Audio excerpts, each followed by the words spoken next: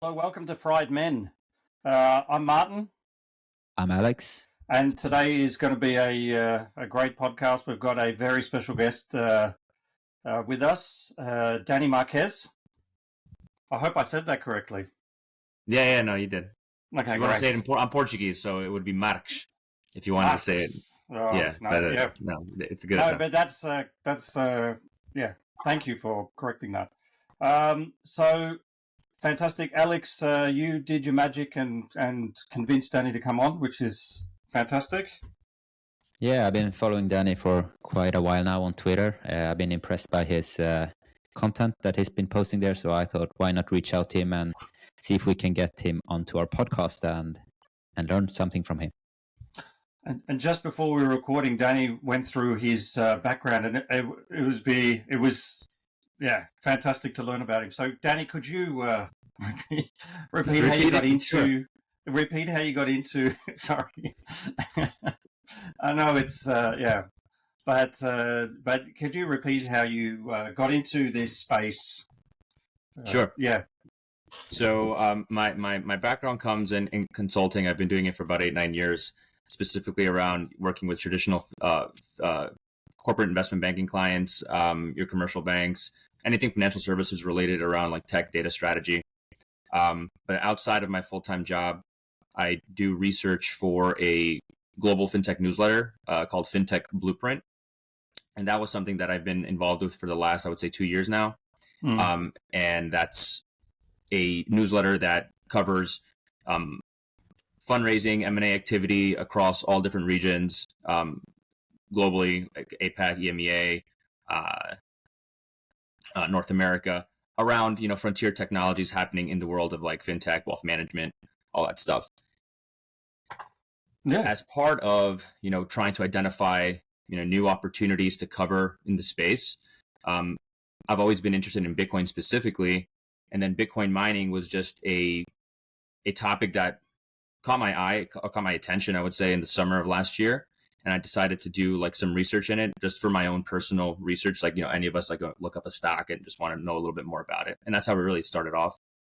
And in the industries, given that the Bitcoin mining industry itself is like very nascent still, if you will, relative to other industries, there's not a lot of publicly available information that is easily digestible.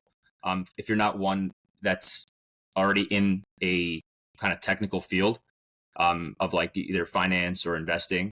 And so for any kind of retail person, I would say the information is not very readily accessible or available. But you have firms like Fidelity, CoinShares, Galaxy Digital, these kind of frontier firms that have been covering digital assets for some time and have probably been the first movers, if you will, to try to bring that maturity of Bitcoin as an asset class in the minds of like traditional wealth channels over these last, what we've seen the last year. And then obviously without the Bitcoin miners, there's no Bitcoin, right? So we'll get into that a little bit more later.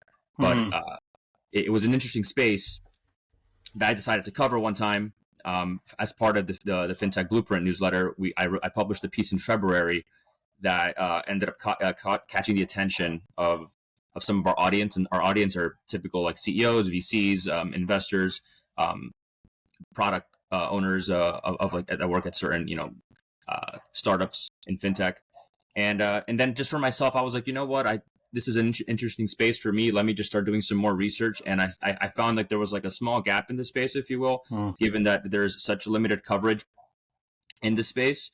That I was like, well, there's not a lot of consistency across even like the more mature publicly traded miners around the certain metrics that are used to evaluate and even value the industry itself. And so when you look at the space, right, you just look at the market of any industry, right, we're talking about like trillions and trillions in like big tech, and then you look at the Bitcoin mining space specifically, which is almost like a hybrid like energy / tech type business. And of the publicly traded ones here in the US, you're looking at a market cap of about like 20 billion, or maybe a little bit more now, like 23, 24 billion, which is very small. And so, I mean, that's why obviously it's something that is not of maybe interest for like a lot of, institutional players that like to expose their assets to a much more mature industry. But as someone who's like always been interested in, looking ahead I think it was a space that was of interest to me, and I started digging into it, and I developed a financial model for my own personal use to evaluate the Bitcoin miners based off of certain metrics that I'm sure I'll be happy to answer. Yeah. And really that's how like that research has kind of taken off in terms of me publishing a lot of that research that I've done myself on Twitter. It's caught the attention of a lot of industry executives, a lot of people that are institutionally invested in the space, and then obviously people who are just trying to look for that, alpha outside of your normal indexing, right? So again, it's just it was something that just sparked an interest in me, and I just went down a rabbit hole. No, fantastic. But Alex has gone through a little bit in our previous podcasts about Bitcoin and trading and things like that. But what is a Bitcoin mining company? Like, are they big? You're talking about 20 billion cap or a little bit more, but are there lots of different ones? Are there, how do, yeah, you, yeah, so really there's, know. Yeah.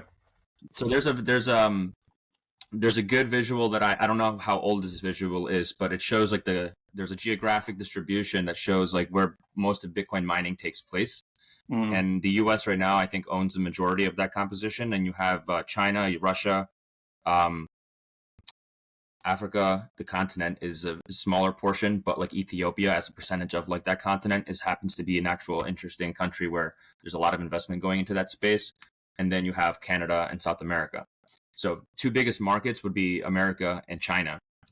And it's funny because there's been a lot of like now, if you remember about 2-3 years ago, I think there was a quote unquote ban on Bitcoin mining in China, which has now been revealed in the last 2-3 weeks by someone who's pretty well known, I would say Bitcoin analyst or entrepreneur in the space, Daniel Batten, that he's kind of debunked that there was actually while the narrative here in the US was that China banned Bitcoin miners, and yes, some of them maybe probably moved away, but the hash rate, which is like the measure of like what you actually like the computing power to kind of support the network, never actually dropped at all in China in that time period. So Bitcoin mining never actually stopped. And there's so to your question though, in the US, all we know are the publicly traded miners, right? Because obviously what's in China, most of that is private enterprise and in most other parts of the world too. But for what I've covered myself, there's about like 18 or 19 publicly traded ones that I think have an aggregate like 24 billion in market cap at the moment. And so again, very, very small. And as this industry matures too, I think there's going to be a lot more consolidation in the space because, like, as we'll get into, the space is a very net capital intensive industry to operate in, and one where it's hard to operate profitably. At the end of the day, you want to be operating a profitable business, even though like what they're mining is of a great, the scarce resource that is Bitcoin. It's great and stuff. In order to produce the Bitcoin that they mine, it's very capital intensive. Yeah, the equipment, the cooling, the electricity, obviously. So how do they make money then? Yeah, so there's a few ways. There's only really two ways. It's block rewards, right, and transaction fees, right? So for every amount of Bitcoin that they successfully mine on the blockchain, they get a fixed amount. And obviously that current block reward right now, since the halving, is about 3.125, and that gets cut every 4 years, right, in half. And then so that's how the majority of like miners make their revenue, from like your block rewards. And I think the Block is a good website that shows in aggregate like that information of like publicly available data on miners and like what the composition is of block rewards to transaction fees. And I think as of the last time I checked, I think right now block rewards still make up around like 70 to 75% of all total miner revenue. And then obviously to maximize like your revenue or earning potential, that's where that investment in specialized hardware like your ASIC mining rigs, which are like your high performance your computers that you need to mine Bitcoin, the more expensive, they're very expensive machines or rigs, and they obviously increase your mining power and your chance of earning a block rewards. But again, it's like, well, at what cost, right? And then there's obviously like other miners like Mara and some other ones that or Marathon rather. I always go by the ticker name, but that have created these mining pools where multiple miners can combine their computing power to increase their chances of earning rewards, and then that is shared among the pool members. And then Marathon has a pool called Mara Pool where they get a lot of that where they get a lot of their Bitcoin from. And then obviously the narrative over the last few weeks though has been on what I would say these complementary revenue streams in addition to Bitcoin mining around firms like Iris Energy, Bit Digital, Core Scientific, and even Hut Mining, who was actually one of the first to break into like the high performance computing segment. But you have these miners that are like exploring alternative methods to generate income using their own hardware, right? Obviously, the last year, 2 years, if you look at the traditional equity asset class, you look at what have been the best performers in this space. It'd be semiconductors. Your firms like NVIDIA, Supermicro, basically anything related to semis, and specifically anyone that has a AI component, that has a generative AI component to it. And so, there's been that pivot, because at the end of the day, I think the way that I've been thinking about it is like, if I'm an executive as well, I'm thinking about like, how is the sustainability, or I don't know if sustainability is the right word, but like I'm thinking like right now we've had the 2024 halving cycle, but like if I'm an executive, that's already in the back burner. We're past it. Like, how is my business going to sustain itself for the next halving and the halving after that? So I'm thinking 2028, 2020, 2030 and beyond. And so I think that's where you have seen some of these executives have already started to think about this way before the halving. And now obviously these things are coming into fruition now, but these are kind of like the seeds that were planted that are now kind of coming to bear.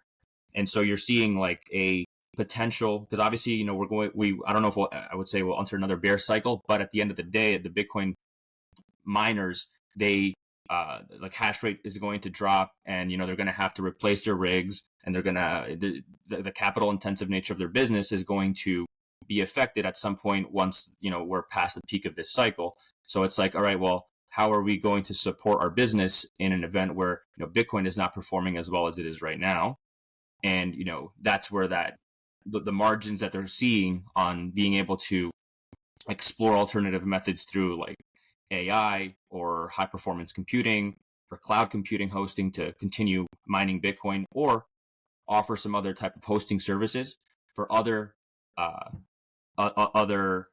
innovative like tech companies or energy companies that don't have the actual infrastructure. Well, then that's where that hosting or almost like licensing fee, if you want to think about it that way, comes into play and can be very accretive to the business. Obviously, people think about it differently in terms of like, is that like CleanSpark? The CleanSpark CEO has been very, very outspoken about how he wants the firm to be specifically about Bitcoin mining and does not want to have any kind of he doesn't want to deviate from that part of the business. Anything else around hosting or thinking about AI or high performance computing is a distraction. And again, that's fine, and maybe he comes around. But at the end of the day, the way that I think about it, maybe he wants that because if more people start taking that approach, that in one way too can allow CleanSpark in a way to try to obtain as much more hash rate than they currently have. Other miners are starting to focus on other parts of the business too, right? So at the end of the day, we're talking about like the dominance of the industry, right, over the next few years. And so it's an interesting play because a lot of these folks know, back to what I said, and I'll use this term probably again, it's a very net capital intensive industry. So there's a few ways to fund this, to fund any kind of growth expansion, right? You either use debt, which is very expensive right now. You either use cash. A lot of these firms are already using cash to basically operate their business. And at some point, you have either the Bitcoin that you can mine and then sell as cash. But then you look at some of the aggressive growth target plans that some of these miners have. The only way to further that expansion or further that growth is through the very through this very debatable method, which is the use of like the offering, which is like the ATM, right? But that's no different than like any other offering at any other point in time in like the traditional equity markets. It's more so like the efficacy of how that is being used. Is that actually being used to properly expand your business? Is it going towards energy infrastructure, or is it going to paying your executives? And that's where you have to kind of start doing that research of like which miner is positioning themselves in a way where they're actually caring about that growth and adding that extra value to be able to. And again, it's a target is a growth target, whether you get there or not. You take that risk, right, with the investment, but you want to be able to see that like, hey, they've been consistent in their messaging and in how they're going to get there. And then you obviously have some miners that have not done that very well and have not really moved as well as some of these other miners have over these last few weeks. So I know there was like a lot to unpack there, so I'll pause there. Yeah, the ATM. What is that really? How does it work, and what does it mean? No, so it's called an at the money offering. So it's again, so like I said, you have three ways to finance your business. It would either be through cash, debt, or like an ATM. And debt is expensive. We're in a high rate environment, so that's like almost just automatically canceled. And think about it, when you go to get a loan at the bank, right? You're going to get a loan at the bank based on your credit history, based on your ability to be able to make those payments. And you look at an industry that's, you could say, volatile, very high risk, like Bitcoin mining, not very profitable. Think about the banks and institutions that are going to be able to lend to you. There's probably not many. Or they're going to be very strict, and they're not going to give you probably the lending that you need. So right away, that's kind of like capped. And then you have cash, but cash can only go so far. And so then you have, the only other option, which is an equity offering, which dilutes shareholders in the short term. But again, that's where CleanSpark, for example, CleanSpark has pretty much done a 10x from I think November 2022 or December 2022. Obviously, I think there's still room, a lot more room to go in its trajectory as Bitcoin over this Bitcoin cycle. But it's been a strong performer, and it's also been one that has, I think, done 2 or 3 offerings of like at least 500 million in order to get to the place where they're at now, which is being able to operate at like, I think, 17 exahash with I think growth targets of like 35 by the end of or 40 by the end of this year. So again, they use that equity offering to dilute in the short term, but with the intention that like, hey, we're going to aggressively expand, and we want to be the first to be one of the largest miners.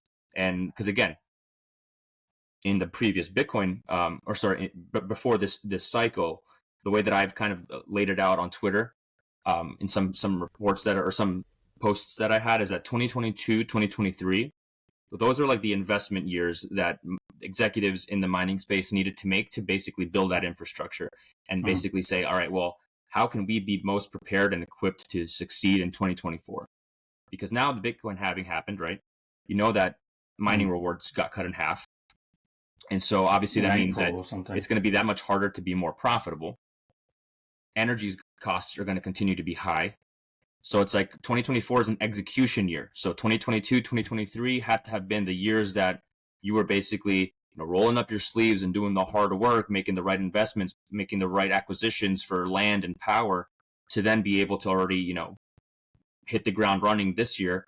And, no, there should not be miners that are doing that, what they should have been doing 2 years ago now, because then your timing is just very poor, and you're going to be it's going to be very challenging, because it's, especially with Bitcoin not really being pretty much range bound for now since the halving. And again, historically, you want to look at the previous cycles, like Bitcoin is pretty boring, like within the first 3-4 months of the halving.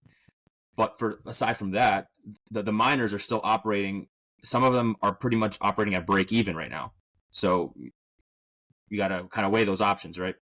And so who has been able to obtain the low cost power and is operating at a at a level that is, for every Bitcoin that they mine, they have low energy costs, and they're able to obviously also offset all the expenses associated with being able to mine.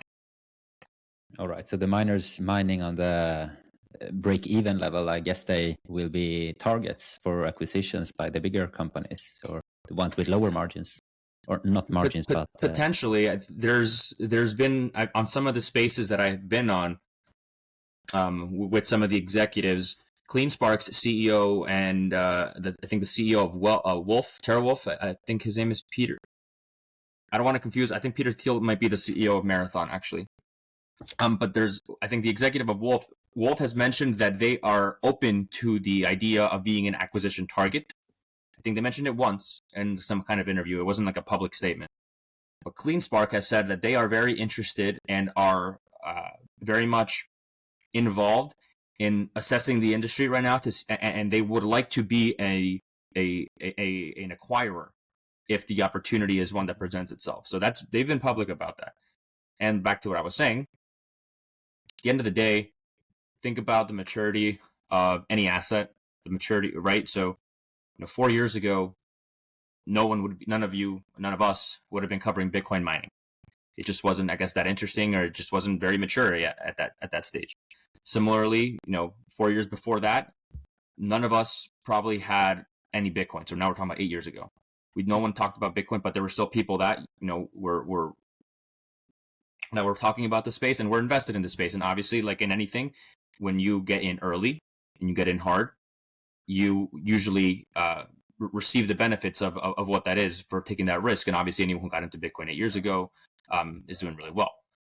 But what I'm getting at is like this maturity cycle that we're in have nothing to do with the actual halving, but the actual maturity of the Bitcoin mining industry is one that, as it gets harder to do, you're going to have a lot of that consolidation that just happens. It's going to happen naturally because, like I said, for those, there are a few firms that weren't doing what they needed to do, or honestly, challenges arose in basically trying to execute on some of their growth plans, and they're falling behind. That happens, and in doing so, you're pretty much either operating at break even or you're not breaking at break even. You're highly dependent on Bitcoin's price going up. And so if you're in a potential acquirer, you're observing the space in terms of who is operating at who has good equipment, who has a good mining fleet, an efficient mining fleet, like obviously one that is operating at because again, these mining fleets, I think a lot of people have been upgrading over the last few months, turning off old rigs, putting on new ones. And if, for example, Bitfarms obviously has been one where the last time I looked at the model that I had, Bitfarms, before a lot of these new ASIC purchases or S21 purchases that they recently announced, they were still one of the higher joules per terahash miners at like 32 or 33 joules per terahash. But with the new upgrade that they're expecting, that's expected to drop down significantly to like, I think 25 or something like that, which is great. But of course, like I said, with any kind of business, sometimes you have these uncertainties that kind of just come up out of the blue. Obviously with Bitfarms, it was like kicking out the CEO, and then being there was like for a week or two something about their facility out in Paraguay, and then Paraguay had announced that they were going to be banning Bitcoin mining, illegal Bitcoin mining, and then that scared people, and then now Paraguay just signed like a bill that's in favor of Bitcoin mining. So it's like, again, all these uncertainties, right? But then if you're an acquirer, you want to look for that value, like where the market is mispricing the asset, and all these other uncertainties are happening, and then you could potentially be a target, or you can potentially make a good buy. That's what Riot tried to do with Bitfarms. I would say they definitely did not give what I would say was a respectful offer, but Riot is actually for. It's funny. Riot blockchain happens to be one of those Bitcoin miners that have, like Marathon, they're very mature, well established, and they have a great business. But if you look at the metrics that they provide month over month on their production updates, they're only operating at like 60 to 70% of their targeted exahash. And again, this is data that they're publishing. It's not like me making an opinion or saying that they're a bad miner. I'm just going based off data that it continues to be published. And I did a post about a week ago when they released their May operating results that for the whole year, since January up to now, they've been operating around like 65 or 66% of operating exahash, whereas some of your other miners, Bitfarms, is operating at 90, 95% plus. So you look at those two things, or I looked at those two things, and I'm like, Bitfarms obviously has some problems at home, but they're operating well. Their price really is, I guess undervalued relative to the business, but there's a lot of like the risk premium, I would say, is something that is not as appealing given that there's like the problems with the CEO. And again, that corporate governance thing is important. Management, especially in this sector, is important because then that's another measure of like how I like to evaluate the miners. Which miners are spending a lot of their revenue on actually paying their executives? Riot actually happens to be one where it's at 70% still. So it's these are just kind of these like different data points that I use to evaluate and then make my own conclusions, right? But then I look at an offer that Riot made to Bitfarms, and I'm like, okay, well, definitely lowballed them on the $2.30 bid offer, but maybe that was intentional to create like an open bidding war within the space to then basically start having the market start to price in what an acquisition might look like. And that, for me, was even more so validated by the fact that, and before I even got to this point, I don't think they actually had any intention ever of making an acquisition.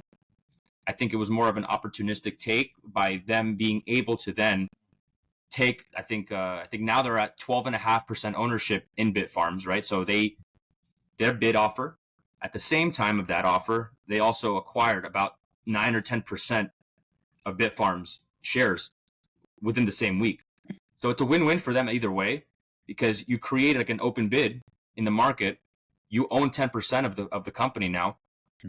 And even if you don't acquire them, if someone does, that $2.30 target that you set for the market ends up becoming a floor really for Bitfarms at the end of the day, especially at this point in the cycle, when you've seen some of these other assets just kind of like take off. All that Bitfarms needs to do is kind of get their stuff in order at home within their management team, which, again, maybe they do, maybe they don't. But like you see, well, are they continuing to be effective in their actual business, day to day? And if that's the case, I mean, maybe that's a good risk to take. And I think that's what Riot did in that situation. But it was very interesting, and I think it's going to be an indication of more things to come in the space. And obviously, too, like you probably guys read, CoreWeave and Core Scientific getting that deal, which I think was really the catapult in the last two weeks for any miner that has like an AI HPC component. I don't think if it hadn't been for that, I think a lot of the price, because again, all the other ones like Bit Digital, Iron, and TeraWulf all have. Well, actually, I think TeraWulf is just like straight up nuclear power, but all these vertically integrated miners that own the infrastructure, and some of them which have like the AI component, have been the ones that have been the best performers since that Core Scientific CoreWeave deal. So again, the market is beginning to reprice these assets as, hey, you know what? Maybe they're not really solely dependent on Bitcoin, and maybe that's the premium that people are placing now than maybe in the past cycle when you have firms like Marathon and Riot where the premium was really on their Bitcoin hodl bags, right? Because Marathon and Riot continue to be the ones with like the most Bitcoin, the most cash, and you look at that and you're like, well, they own the most Bitcoin. It's like, what would be different than like the approach that they're taking by keeping Bitcoin as like, you can say their treasury type asset, as like a treasury asset on their balance sheet, than what like MicroStrategy has done, Similar Scientific, and some of the other ones have done, right? But again, there's a lot of other operational things that I think, if you guys are interested in, I can get into as to why Marathon and Riot have not been really performing as they should have. And I think that's what the market has been seeing. And they rather care about who's in a better financial situation and has that AI component to it. And then that's, again, that market narratives change rapidly, right? If for some reason Iron fails to execute on the 30 exahash growth that they planned for this year, expect a 20-30% drop. If there's like something that just doesn't go right, which can always happen, a delivery fails. They instead of 30, now they're gonna downgrade to 25 exahash. You always have to kind of keep those expectations up there, right? Never get emotional with an investment. Be objective at what you're being provided by the executives. So it sounds like to me that you're saying here 2024 was the year of execution. So this you're year, saying then 2025 then might be the year of truth. What happens starts. So if you look at the industry, stabilizing? the highest you have like some pretty insane exahash targets across the space for like Marathon, Clean Spark, Riot, for like 50 exahash plus. I think Riot, I might be wrong here, but I feel free to validate it. But I think Riot has like 2025, end of 2025 or 2026. It might be Riot or Marathon. They have like 100 exahash on the docket. So again, Iron, again, this is where you have to look at the efficacy of like how production has been, right? Iron, I think, has been adding an exahash a month since last year. Like I think at some point last year they were still at like I think sub 3 exahash, and now they're at, I believe they're at 13. Okay, so like they've shown that that growth and that growth has been validated by being able to be at 13 exahash, and they were at literally a tenth of that 12, 14 months prior. Now, obviously, getting that extra kind of 3x growth that they're expecting, if you look at how they got to where they're at now, you can deduce, all right, well, they've been consistent in their messaging. If they got to 10 exahash or 13, whatever they're at now, why can't they get to, these aggressive growth targets? Again, something can happen, and obviously the market is pricing that in, and the market's always forward-looking, right? Now, if something ends up happening where there's like an impediment to that growth, of course, you're going to have some kind of correction. Now, assuming nothing fundamentally has changed, that could also just present another buying opportunity too, right? There's different ways of looking at it. But then you look at, Marathon, Riot has continued to be, very, very adamant about the growth that they're expecting. I think they're at, I can look at my model, but like I think they're at 40 exahash for the end of this year, or let's say it's 30. But they really, but let me if I can find this tweet, it'd actually probably be better. Yeah. But they have not added an exahash for self-mining in the last 4 or 5 months. But you also said they had some quite bad. You said they only utilize 66% of their exahash or something, right? And what's the reason if you look at behind the aggregate, if you basically look at, you just look at whatever their deployed hash rate is, what they publish as operating, do that division, operating divided by deployed, and then I just take the rolling average of like every average over the last few months, and I just aggregate that, and that's your operating capacity for self mining for the last few months. Now I have that here somewhere. But do we know the reason behind those numbers? Why don't they utilize 100%, for example? So exactly. So I mean, I haven't. Let's see.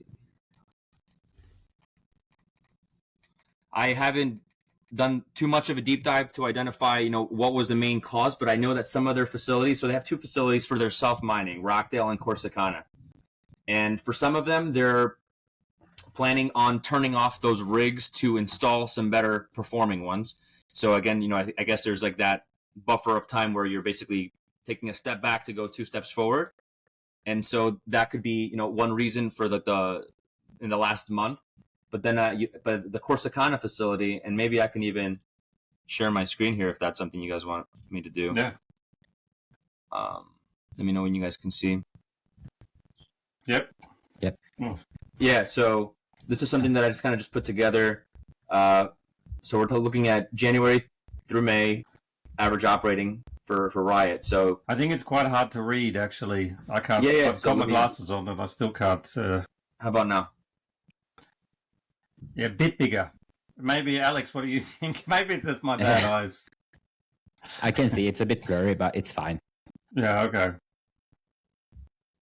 Is this better? Yeah, that's better. That's it. Yep. Yeah, we can see the numbers. Okay, perfect. So so this is Riot here, right? So from January to May of this year. So you have Rockdale. Corsicana is like a new facility. That's why you haven't seen anything really over the last few months. But look at Rockdale. So Rockdale has had 12.4 exahash, and it actually dropped 0.9 in from April to May. Okay, so I think that's where I was saying I think they're.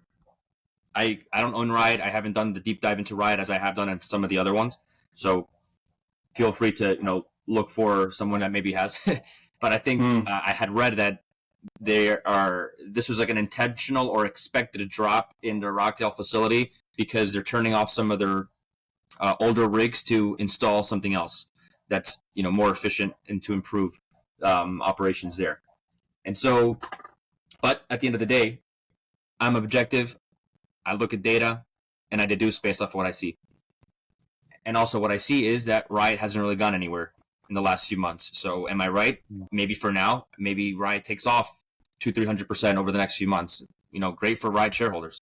But again, I like to be objective and look at the data that I'm being provided.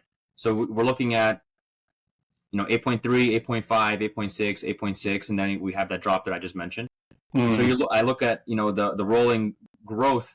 They basically have not really.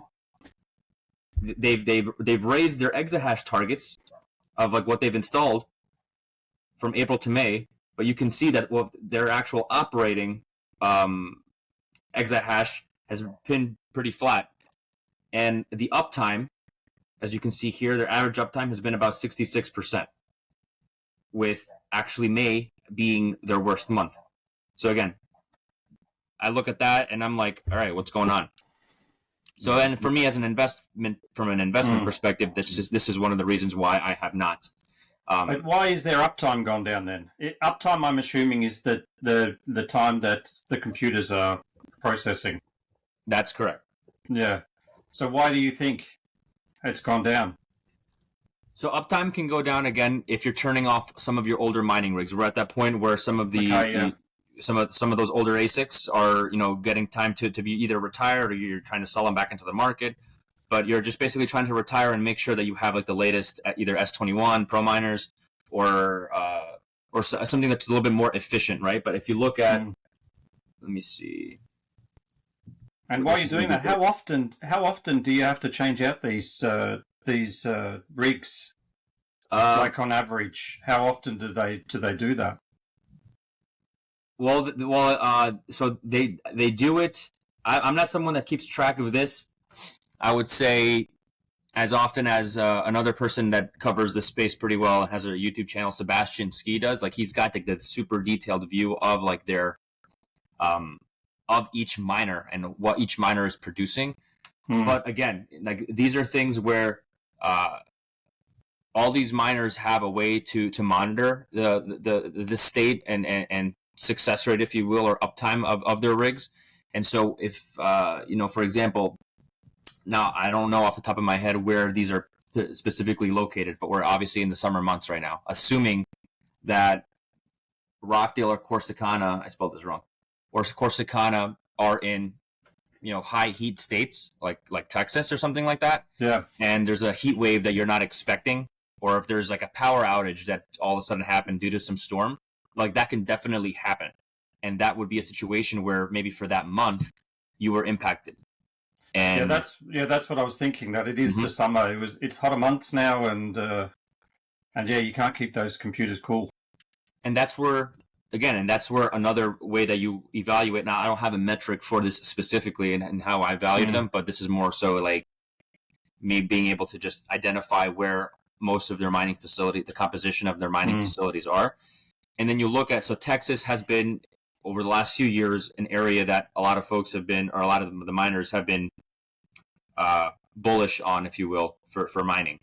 It's had some of its trade-off. There's been some trade-offs where Texas was not as a auspicious environment as I would say they were expecting. And so you've seen a lot of like for example, CleanSpark, I think may have a facility in Texas, but I think they have most of their facilities or some of their higher exahash facilities out in Georgia. Just happens to be a more favorable state for whatever they're trying to do. And then you also have, other places like Iron and TerraWolf, who are focused on more northeast type locations where the temperatures are a little bit more favorable, and you don't have to have that lack of control of being able to monitor the weather. So obviously, in a cooler type of environment, like near the upstate New York, Niagara Falls area, where some of these miners actually have some facilities, like that's a pretty good area, weather-wise, for making sure that your uptime is always, not impacted by like severe weather or severe heat rather. Because then also, it's not just the heat, the immersion cooling systems that you're going to need, the heat engineering to monitor the heat, like all these are expenses, right? Back to what I was saying, it's a very net capital intensive business. And so if you're going to be spending so much money and you're already at a point where, you have to start weighing the cost benefit of, or looking at the cost benefit analysis of like, certain rigs or certain locations, and you're basically just spending a lot just to maintain a facility, then maybe it's time to nix it. And that could be a result of a drop in hash rate, right? Yeah. So it's a big risk, because I can see if suddenly energy prices spike, or a heat wave or something like this, it could impact those companies that you were talking about before that are working at they're not making a profit. They're just working at I don't know what the term is, but you know what I mean. Right. But at the end of the day, it's the miners, or at least like Cypher, Iron, the ones that I've kind of done more research on, they've being able to kind of get these low cost power contracts are things that that's part of like what I said, 2022, 2023 was making sure you were out there advertising yourself to be able to acquire and get some of these contracts for that low cost power. It shouldn't be now. And obviously what happens in the interim in terms of, what the environment allows you to do, you can't have no control over that, but you can have control of the contracts that you were supposed to have got over the last few years. And obviously, as those mature and those get renegotiated, obviously that impacts the balance sheet and their income statements as well. But absolutely, that's something that is a data point that I would say, if you were to look at, and I would say not some of the disadvantages, but some of the factors that are a risk to the industry, is definitely one of them. But at the end of the day, they're also using underutilized renewable energy sources to be able to produce a lot of this mining. So while the sentiment really across the industry, or at least the narrative from those that are trying to make it seem that this is like a bad industry for the environment, it's like far from the truth. If anything, it's a net benefit to climate and to the energy grid. Well, I saw something on your Twitter while I was researching here. It was like that AI, the energy consumption of AI is boomed, and it does. Yeah, the need for compute, right? That the need for compute is obviously very hard to get. It's an in-demand asset, obviously, right? And so that's where, back to what has the market begun to reprice? You look at the miners that Core Scientific, Iris Energy. Now, Iris Energy owns they currently operate about 240 megawatts, but they have acquired, or so they've said, they have acquired 3,000 megawatts or 3 gigawatts of power and land for the foreseeable future.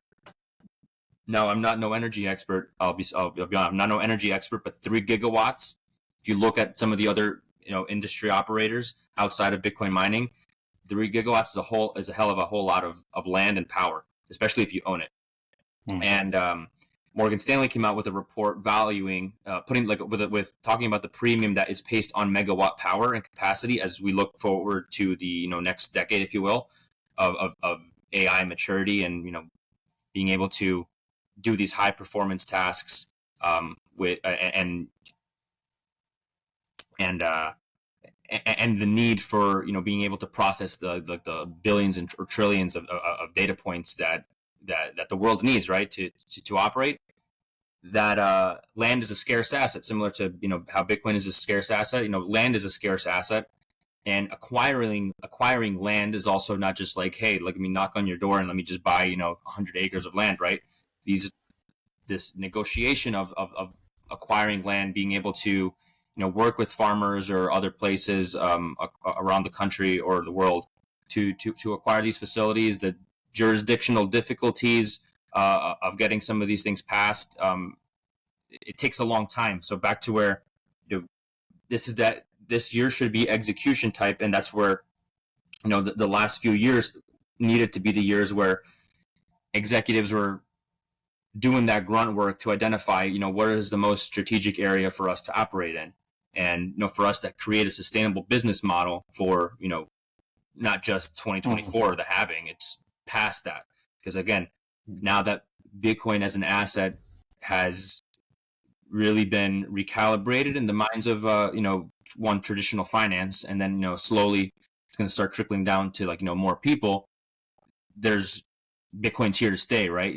Even if you don't believe in Bitcoin for some weird reason, the amount of compute that it requires is something that has only been a benefit to the industry, because back to that whole thing, that the maturity cycle of an asset, like I talked about, right?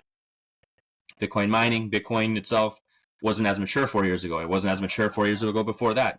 But as the industry has matured, as miners have become more competitive, as more hash rate has been introduced into the space, it basically creates that level of competition where people are trying to compete for the next block, which means you're also competing for energy, low cost energy, and competition is good for any business, right? And so, and the amount of compute or computing power necessary to turn off the Bitcoin network it just can't happen. It's you have to be really technical to kind of describe it very articulately, but it's not something that you can kind of just turn off a switch. It would have to be in it would have to be in the vested interest of every single miner that mines globally to turn off the network, and that's the incentive mechanism that's created in the algorithm, which is why it's why it's such a strong asset. Yeah, that's when we come in and save it. We Yes, can start exactly. mining them. Yeah, I'm quite curious, because 4 years ago or even 5 years ago, the whole narrative around Bitcoin mining was that it's so bad for the environment, right? You had this guy, Alex de Vries, who works for the Central Bank of the Netherlands, I think. Mm-hmm. He wrote, it's called the Digiconomist. He wrote there and published his studies and how Bitcoin was polluting the world and how bad it is, really. But as you say there, you can really see the narrative changing, I guess, these days. You have Iran, you have Wolf. I think they aren't they kind of, or they are aspiring to be 100% climate neutral in their Bitcoin mining. Yes. So I think you see kind of the trend in Bitcoin mining moving towards these renewable energy sources. And I think I heard the other day about Stronghold mining, I think they are called. I don't know if you're familiar with them, but I think they are also using, you cannot quote me on this one because I don't know exactly how they do it, but I think they are kind of using coal that otherwise just lay in the ground. Yeah, and it's worse for it to lay in the ground. Yeah, but it's also worse for it to lay in the ground because it kind of spills out into the water and pollutes somehow. I don't know. But anyway, their kind of business here is it's good for the environment that they are actually using it for Bitcoin mining. Otherwise, it would have hurt the environment, basically. Yeah, I have and I'll send this to you too on Twitter, maybe. Excuse me. That analyst Daniel Batten, he published a report, or he published a post 2-3 days ago with 18 real use cases, some of which are why Bitcoin is actually good for the environment, or how Bitcoin is being used outside of just a store of wealth, and how it's perceived among most people. Actual real life use cases of how Bitcoin is being a net benefit to society in many parts of the world. One of them being from an environmental perspective. I think it's a good piece to look into. So I'll send that to you after this. Thank you. No, that'll be good. So let me just go back quickly to your Excel that you quoted there. You said 66% uptime there for Riot. What is the benchmark there? What do we look at on average? Yeah, for so Bitcoin miners? let me pull up the model. So I'll just reshare. Let me actually maybe minimize some of these other tabs before I share it, or else it's going to look weird. But yeah, let's see. Let me know when you guys can see. I'll put my glasses back on. Yeah. All right. Yeah, a bit bigger. Okay. So we're looking at average uptime here. So, I mean, the average.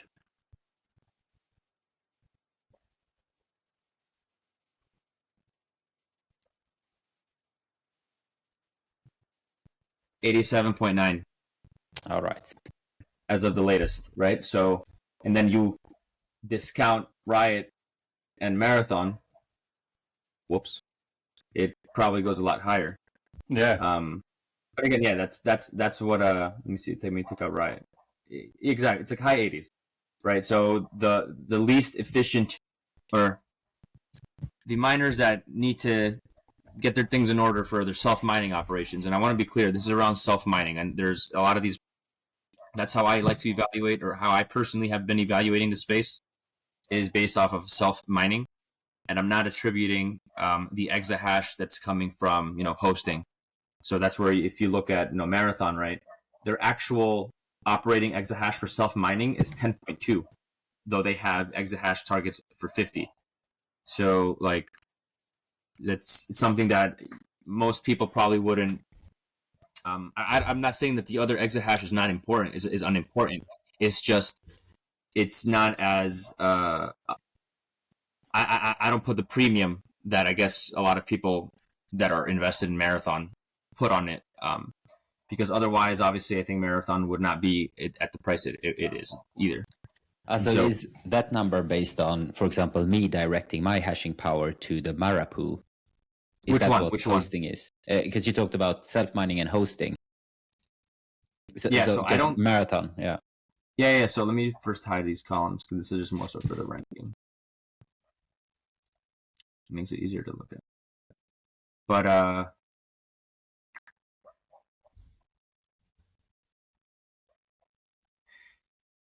But yeah, so which number are you asking for? Like, where do these numbers come from? No, in general, because you say that you don't put the premium on Marathon because they had lots of hosting as well. And what do you mean by hosting? Because they don't. Yeah, no. So Marathon has they have infrastructure as well that they're lending. Not I would say lending out, but where they either use Bitmain facilities. So Bitmain is like the largest miner, I think, in the world, and most of the actual ASIC rigs are made by Bitmain. And so, or basically, most of the mining rigs that miners buy is from Bitmain. Now, Bitmain also has their own, infrastructure, obviously, and in order to, mine more Bitcoin, you have firms like Marathon who use Bitmain's facilities hosting in order to mine their own Bitcoin. So they're basically using their compute power to be able to mine Bitcoin, all right, as opposed to their own. So that's what you say, like they don't own the infrastructure. Yeah. Okay, I get it. I didn't. So, for example, like CleanSpark, if you want to think about it, like CleanSpark owns a pure, if you want to call it pure, I'm just making this term up, but like they have a pure 18 or 17.97 exahash because that's all theirs. You get what I'm saying? Yeah. And that is true for Iron as well, and TeraWulf. Iron as well, and Core Scientific as well. Yeah. And why you, from my understanding, you see that as something good? Well, the higher the exahash that you have from self-mining, I'd say it's because one, if they, excuse me, like these percentages for Marathon and Riot, it shows that. Let me take a step back. So if you look at Marathon's like overall deployed hash rate from what they report, and we can just look it up right now. Probably easier. Marathon May 2024 production. It'll be like 26.7 or it's like 29.7. So let's round up to 30. You read that and you're like, oh wow, they have 30 exahash. 10 of that is self-mining. 20 is not self-mining. So, but then I like to look at things from a I like to look at the peers from the same perspective, right? And so when I look at Marathon right here, right, look at this. So we're talking about year-over-year comparison. So for May 31st, let me zoom in a little bit more. For May 31st, their installed hash rate is 30.6. You're like, all right, wow, that's great. Average operational, their energized hash, 29.3, and they have it here. Energized hash basically means the hash rate that could theoretically be generated if all miners have been energized. So that does not mean that's how much they mined that month. That means from everything that I have like built out, if everything was running at 100%, I would be operating at 29.3. They were operating at 25.7. And they have about 30.6 installed. Now I scroll down, and I'm like, all right, well, let's look at the delineation between their own operated mining and then the third-party hosted. And I think I said Bitmain. I think they were using Bitmain facilities. That's wrong. It's Applied Digital. All right, so if you guys want to make that correction too. It was Applied Digital is who they're using to host to get some of that exahash. But if you look at their 3 facilities here, and I actually have this also in the model. We're looking at they had about 11.5 owned operated installed exahash. Okay, installed. Yeah. So that basically means if there was everything operating at 100%, it would be 11.5. But they operated at 10.2 from their self mining. Okay, so for the month of May, they actually did not do too bad, about 89%. But then you look at the previous months, and I'll go back to that because I also did the same thing that I did with the Riot.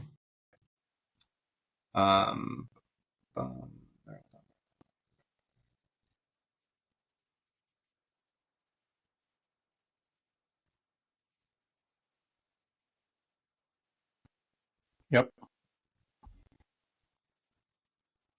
So yeah, objectively, yeah, May was actually not too bad from like a efficiency standpoint for self mining. But you look at February, they definitely experienced a challenging month, and then February through April really was like a less than stellar period, right? And so again, this is just my way of basically seeing, okay, well, how good have you been this year? Because if I take this and I do this for CleanSpark, their average uptime, remember the average uptime is basically just taking this and getting an average, is like 93, 94%, or even higher. So again, this is just one data point that you look at. It's like, all right, well, which miner do you want to invest in? One that has a high growth targets but has not delivered on like actually being able to operate at near 100% capacity, or do you want one that has the growth targets, does self-mining entirely, and has been also delivering and operating as they expected? Again, it's you take that risk. Now, obviously, at the point we're at in the cycle now, you'll look at, all right, well, maybe CleanSpark's a little bit, is it fairly valued, or is iron cheap still? These are questions that any investor would probably be asking themselves, right? If they haven't been able to enter or take a position into a Bitcoin miner. And then you look at some of the larger players like Marathon, Riot, and you're like, okay, well, maybe these are some potential, maybe the risk reward is interesting here just because some of these other miners have already done like a pretty big move and these have not yet moved. So again, that's where that you have to obviously decide for yourself if that's the risk worth taking, or do you continue investing in the true and tried operators as of now? Things can obviously change, but as of now. And so aside from like, let's say their fleet efficiency and their ability to mine, because actually if you look at mining specifically, this is where I think it's very important to unpack their actual self-mining, because if you just looked at specifically how much Bitcoin was mined, Marathon mined the most Bitcoin out of any miner in May. So if you hadn't done like, and again, May was not that bad. It was 88%. So that's pretty good. But you look at the last few months, I have a graph here that I don't know if it's hidden now. Okay. I'm going to have to zoom out a little bit. What happened here? Okay. Sorry, guys. Okay. No, that's totally fine. Okay, so we look at, this is a chart that I created that shows Bitcoin mining production, and the green is the average mined pre-halving from January to April. Orange is, what the first month post-halving was, so that's this past May. And then what you see in red text is the percent drop-off in mining from their average Bitcoin mined between January and April. So you can see, all right, well, the miner who mined the most and who mined the most on average before the halving was Marathon. That's great. And they also mined the most post-halving. That's great. But then you unpack, their self-mining, and you're like, okay, interesting. Because if you looked at this, right, and you just evaluated a miner based on their ability to mine, logic would say then, Marathon, Core Scientific, CleanSpark, and Iron and Riot should be the top 5 performing miners. And it's interesting that 3 of those 5 actually have been, and not those 2, right?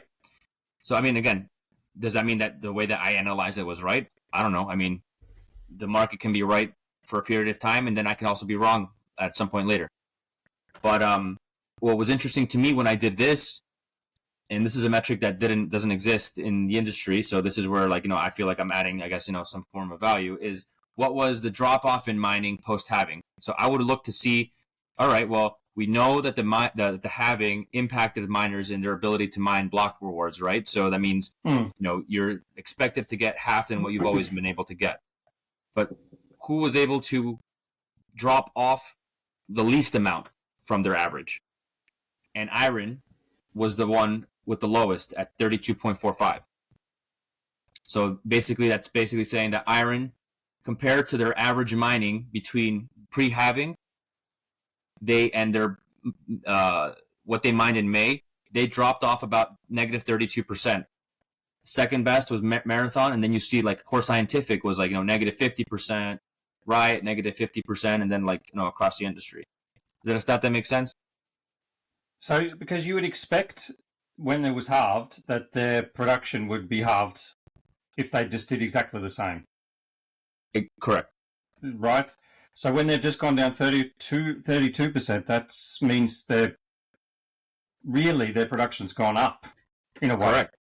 Production's gone up. It could be there, and obviously, they have that's really all it is. Yeah, production's gone up, and they've been able to do a lot more with they've been very efficient. They've just been an efficient miner. And again, there's a reason why the market's, it could be one of the reasons why the market has, priced this in. And again, maybe this is information that is already privately had by some of these miners, by some of the private firms that evaluate the actual space, like actual institutional guys that are, working and doing these kind of models.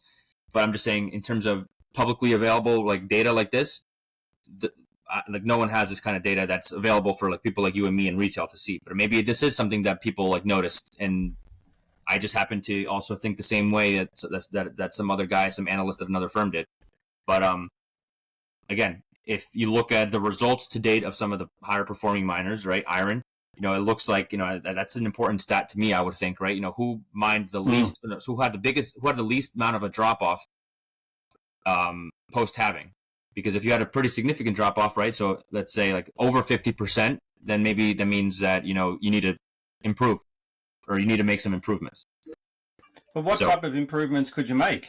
Is it improvements with the hardware? Is it improvements with the infrastructure? What's Yeah, I mean, it could be, again, a variety of factors that could have impeded the success over the last few months. And again, for example, Marathon and Riot, they had maybe 1 month where they mined a lot more or a lot less than they were expecting in another month. So again, these are just data points. Okay, but to theoretically answer your question, yeah, you would have to be in a situation where you're asking yourself that question, and your executive team, it's all right, well, how realistic are our exahash targets? Do we need to either reduce them because we have not been operating like we've been telling investors that we should be at this point in time, and should we recalibrate expectations?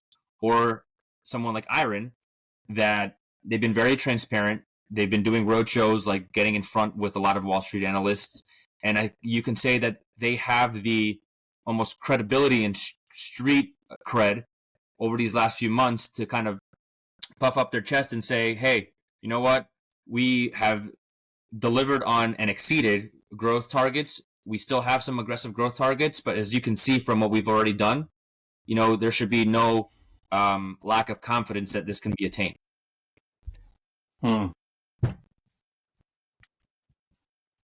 Yeah. And again, this is just one metric. And then one of the other metrics that I like to value are, financial metrics. Because at the end of the day, these miners are operating businesses. They have tangible financials. This is not like a crypto token that you're investing in, right? You can invest in Bitcoin, and I think everyone should invest in Bitcoin first. But the reason that I've invested in the Bitcoin miners and why I think they are good investments is because obviously they are like a leveraged play on the actual underlying. And one, historically, they have they have always outperformed Bitcoin itself. And again, these guys are the ones securitizing the network. And then outside of and I'll go back to the point that I've, I guess, hit home and beat like a dead horse already, that the maturity cycle, right? No, the top miners, right? I'm not interested in buying 5, 6, 7 miners. I'd like to pick 2 or 3 of the best ones, and that's it. And I feel like I've done that.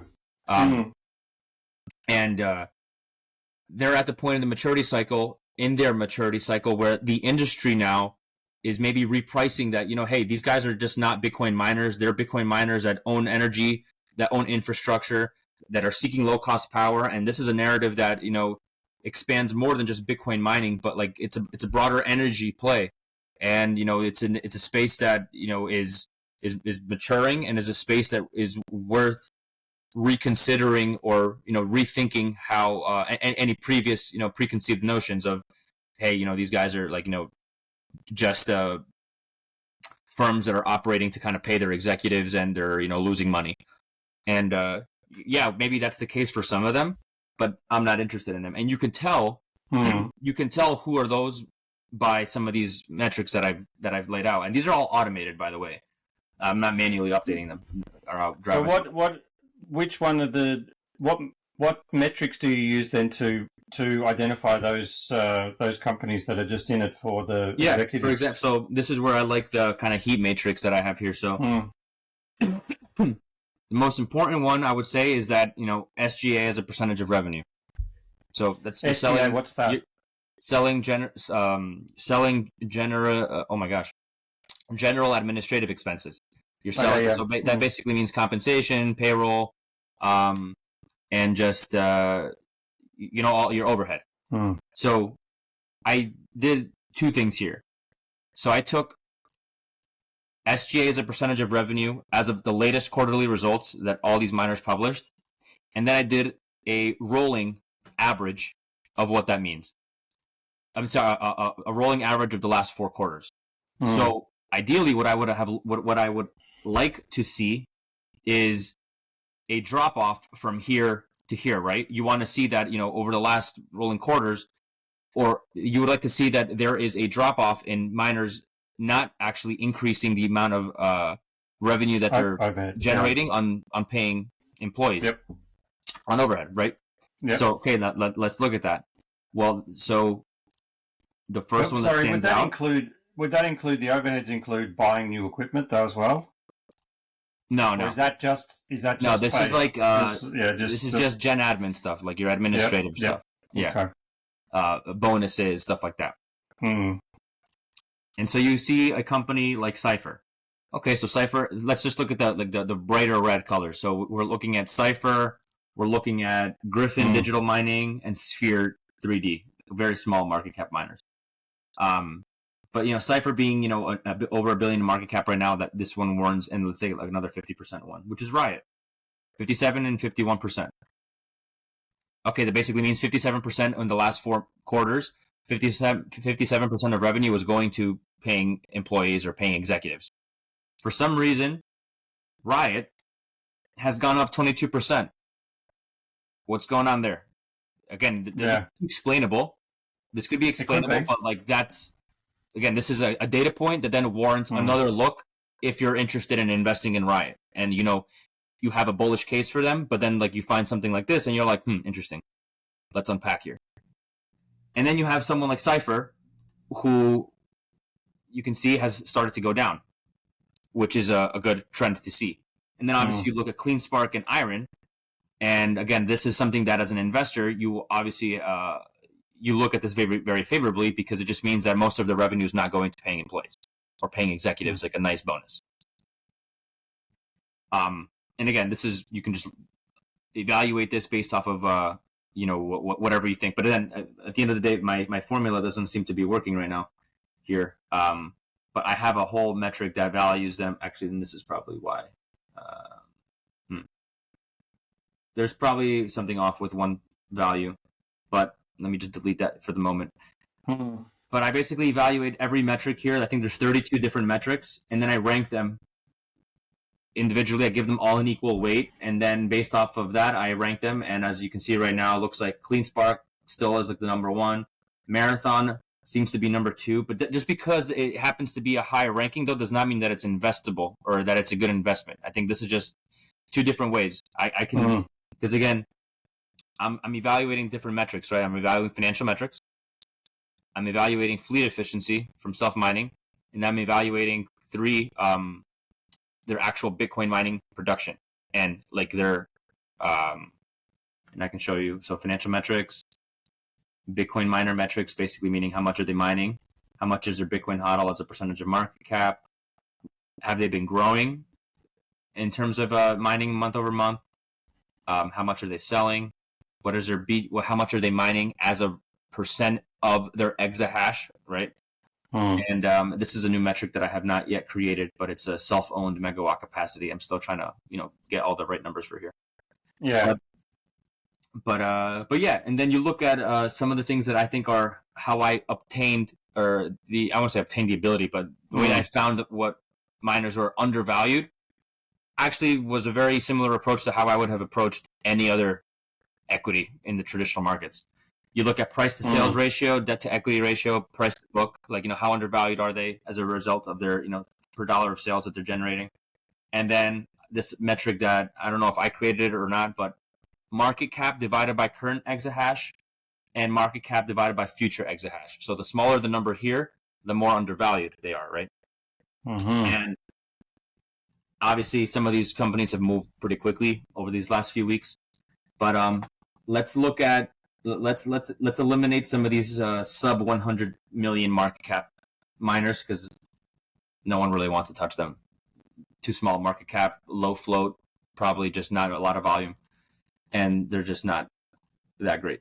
All right, so then we look at these guys here that are left, and price to book ratio, the lower the better. Obviously, Core Scientific here with the negative rating, just because they still have they emerged from bankruptcy, so they went bankrupt, emerged from bankruptcy, and now kind of the new entity that they have, right? They still have like a negative equity, and so you're going to get dinged. They're going to get dinged on that metric, okay? But then you look at everyone else, all right? Who has the lowest price to book? And Hive Digital, Bid Digital, and BitDeer, and Hut. So from just looking at that, it looks like these guys are potentially undervalued from just that traditional metric. And then obviously you want to look at, all right, well, price to sales. All right, well, price to sales, obviously this is also very important. And this would be a way to eliminate. Okay, so we have 1, 2, 3. So I've highlighted 4 miners right now, right? So let me maybe just put a filter here. All right, so we've highlighted these guys. All right, now let's look at price to sales. Obviously, the lower the better. Well, Hut has a pretty high price to sales, so that means they're actually trading at a pretty high, or they're pretty expensive relative to the money they're making, right? So right there, I'm like, okay, well, 17 is pretty high, especially when you're pretty much on par almost with Iron and half the price to book ratio. So right there, I'm like, okay, well, I'm not interested in Hut. All right, well, so now let's look at some of the other ones. BitDeer, 3.48, Bit Digital. Okay, the other ones are sub 5. all right, that's actually warrants another look. So if I were to look at purely these metrics right here, it looks like these three guys are the most undervalued ones at the moment that have more room to run, or that have room to run that maybe some of the other ones haven't. I could be wrong. And now, okay, so now we've considered this. And now which one of these have a low market cap to future hash rate? All right, well, it looks like BitDeer is at 101, BitDigital at 55, and Hive at 55. So, BitDigital wins on that metric. Okay, but this is, again, future hash rate. That's not, the future hash rate is not tangible, right? That's what you're trying to achieve. What about current? All right, so it looks like Hive and then BitDigital here. But again, based on all these metrics that I'm evaluating, and let's see who maybe who's in a stronger cash position. I got Hive, got BitDigital, I got BitDeer. All right, let's look at SGA. We got that one, we got that one. Okay, well, looking at all these metrics that I'm looking at here, which one would I invest in? Honestly, maybe BitDigital here, just from looking at these metrics, purely financial metrics. Where it ranks here in like the overall ranking is less important. But if you want to look at which miners have yet to move, because again, like if you want to be buying a miner right now, are you going to be buying Iron at 13 or 14 or whatever it closed at today? After it had a big move, maybe, I don't know. I wouldn't. I tried to find value. I put meaningful money where I thought I found value, and I'm still holding. But like, okay, if there was value to still be found, which miner is that? And for me right now, it would be among those three, honestly: BitDigital, Hive, and BitDeer. Based off of that. That's how I use this model to then deduce my investments and how and just to kind of like But how long term are you talking now? Like your investments. Good question. Like, because if I want a long term, if I just want to put my money into something safe and it's going to, because I'm not like you, I don't think. I just want to put I don't have the knowledge, like you've got more knowledge in your fingertip than I do about this. But if I just want to put my money in something, it would probably be a different strategy to what you're saying now, right? Correct. So this can be, again, so that this could be, it's like a loaded question, but like it obviously everyone has a different approach and strategy to investing. Now, I would consider myself a long-term investor, and my allocation to the Bitcoin miners is one strategy that hopefully the profits that I get from that can be allocated to my, long-term, like never sell type of investments. So like this is more like a cycle play. However, with the way that I've seen the market now begin to reprice some of these securities like Iris Energy, right? And again, back to that, what is the maturity of this space going to be over the next cycle? And then also looking at how the market is valuing and placing a premium on AI, compute, and that energy, owning your energy infrastructure. I'm beginning to question my decision to sell Iron as part of the cycle or to hold it as a potential long-term investment. I don't know what I'm going to do yet, obviously, but these are the kind of the questions that you start to have, and you have to start to decide, what you want to do, obviously. But so again, that's more so like how I'm approaching my investing strategy. Now, obviously, these are, again, if you want to look at it, how historically these have performed, miners are ones that, you get a nice, I think I did an article that I think in the last cycle, on average, each miner, like the average returns on miners compared to Bitcoin, they outperformed Bitcoin by 360% on average. So a 3.6x. So, and I don't know what period it was measuring Bitcoin, but I think it was from like, one cycle to one cycle.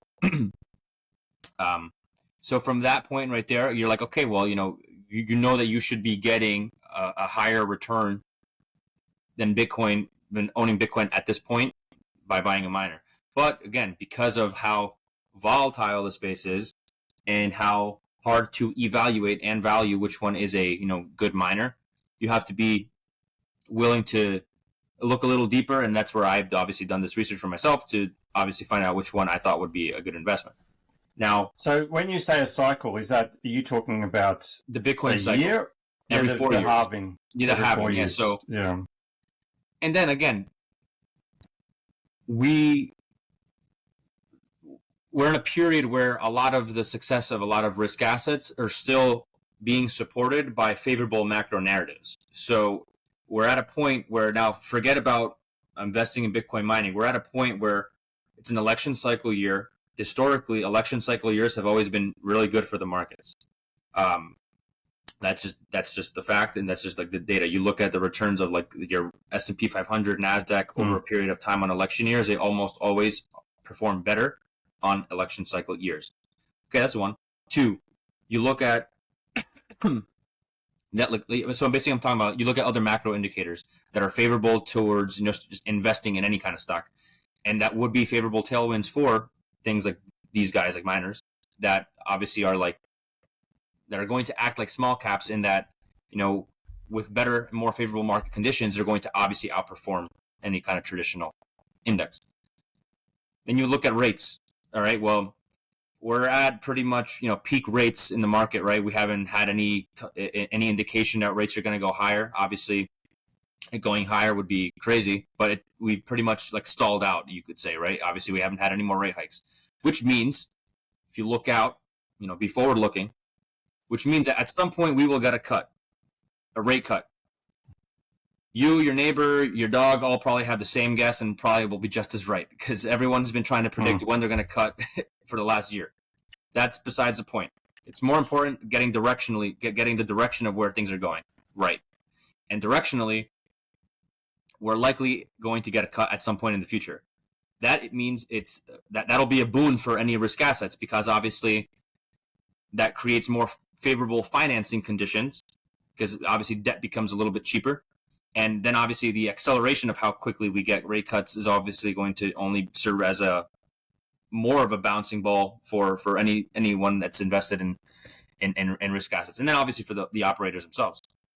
And then we have a Fed that is continuing to pump liquidity into the market. Liquidity lifts all boats at the end of the day.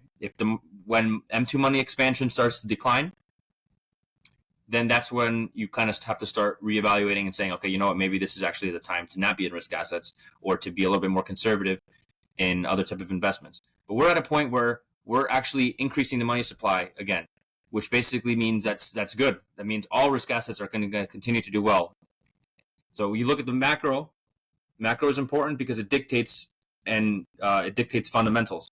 Fundamentals might be good, but for example, like a company like Tesla, while they've got all this great technology and they're very disruptive and they're one of my biggest bets over the next decade, at the end of the day, the market's pricing them based off of right now, unfortunately. But at the end of the day, 90% of the revenue comes from cars.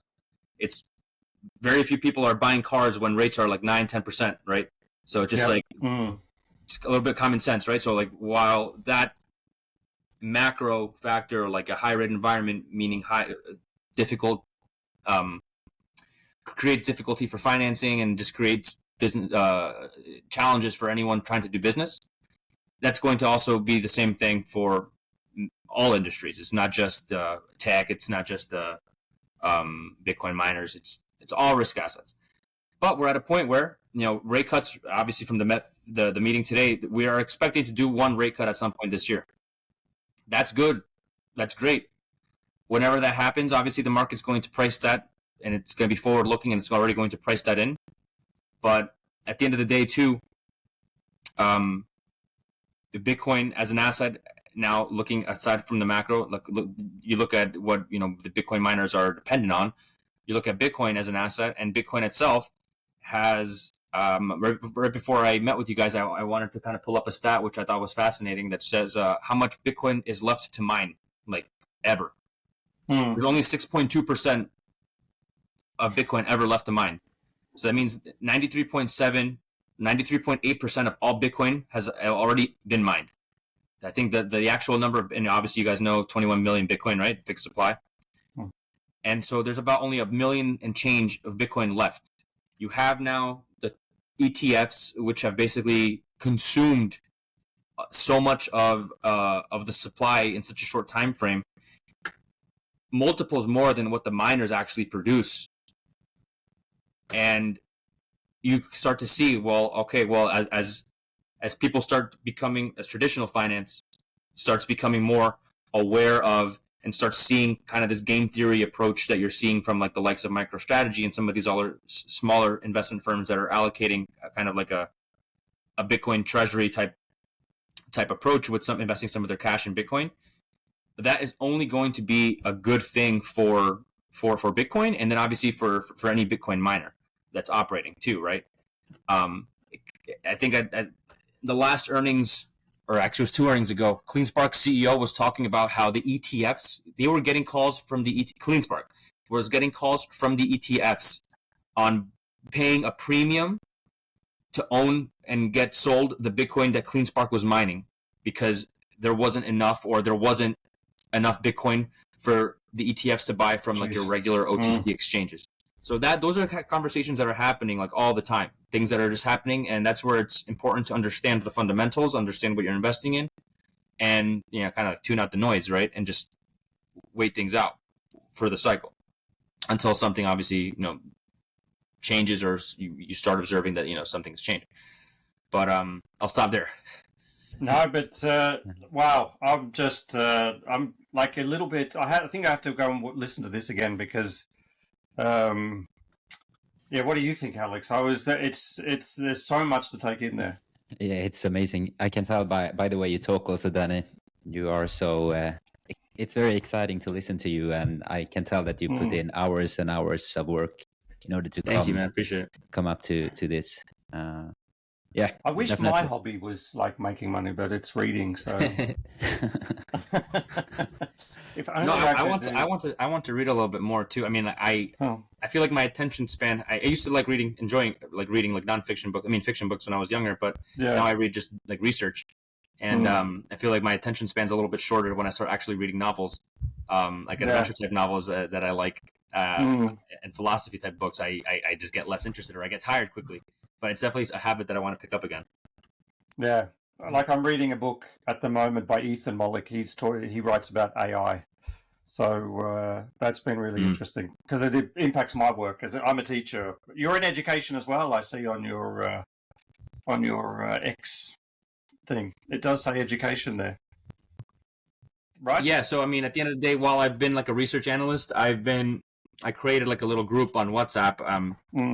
Like, how a lot of these content creators have, their own individual brands outside of where there's like a paywall, I guess, to kind of have access to their resources. Fortunately, I mean, maybe this changes, but like at the moment, like I've always liked, and I came from a very rural, not rural, I came from a very urban background.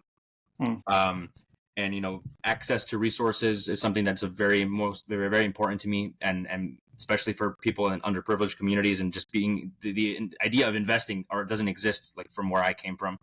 And so fortunately I'm in a position where I can provide that kind of information for people, and I do that with like a no strings attached approach, where I just rather teach you how to think like me, and obviously make you want to think for, like, the goal is to make people want to think for themselves, right? But I like to provide. Exactly. And I do enjoy teaching. At the end of the day, I do enjoy teaching, specifically around personal finance. So while I talk a lot about miners, and I do with this group too, because a lot of them are invested in it, it's more about like the critical thinking behind why you're doing what you're doing. It's not just because so many people just join these groups just to follow blindly, and just to follow. They don't want to learn. They just want to know like what's the next thing to buy. And at the end of the day, I will not be there as a resource forever, and so will not someone else, right? Like, you got to make these decisive decisions for your own financial journey on your own, and I'd like people to kind of have that autonomy for themselves. No, that's great. That's excellent. Well, it's been a great education for us, both me and Martin. This was something new, and it was great having you on, Danny. Perfect. All right. Thank you.